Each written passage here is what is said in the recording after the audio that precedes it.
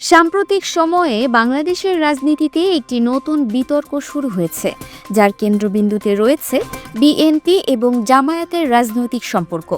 আসন্ন নির্বাচনকে সামনে রেখে এই দুই দলের মধ্যেকার সম্পর্ক নতুন করে আলোচনায় এসেছে। নির্বাচন রোডম্যাপ ঘোষণার পর বিএনপি এবং জামায়াতের মধ্যে প্রায় 2 ঘণ্টা ধরে একটি বৈঠক হয়েছে। তবে এই বৈঠকে গুরুত্বপূর্ণ কিছু বিষয়ে দুই দল একমত হতে পারেনি।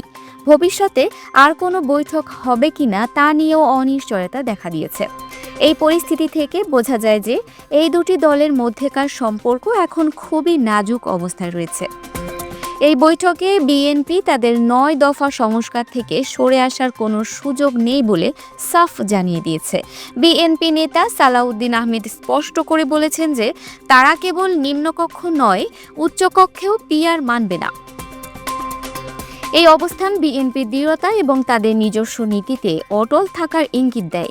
অন্যদিকে জামায়াত তাদের জুলাই সনদ বাস্তবায়নে গণভোট বা রাষ্ট্রপতির আদেশ চাইছে। তারা তাদের দাবির পক্ষে অনড় রয়েছে এবং বলেছে যে পিআর পদ্ধতিতেই নির্বাচন হতে হবে। জামায়াতের এই অবস্থান তাদের নিজস্ব রাজনৈতিক কৌশল এবং লক্ষ্যকে প্রতিফলিত করে। গত এপ্রিলে লন্ডনে বেগম খালেদা জিয়া এবং তারেক রহমানের সঙ্গে জামায়াতের আমির ডক্টর শফিকুর রহমান ও ডক্টর তাহেরের একটি বৈঠক হয়েছিল। সেই বৈঠকের পর দুই দলের শীর্ষ নেতাদের আক্রমণাত্মক বক্তব্য অনেকটাই কমে গিয়েছিল। তবে সম্প্রতি তা আবার বেড়েছে, যা দুই দলের মধ্যেকার সম্পর্কের অবনতি নির্দেশ করে। বর্তমানে বাংলাদেশ জামায়াত ইসলামী দলের শীর্ষ নেতারা বিএনপি চেয়ারপারসন বেগম খালেদা জিয়ার সঙ্গে দেখা করতে চাইছে।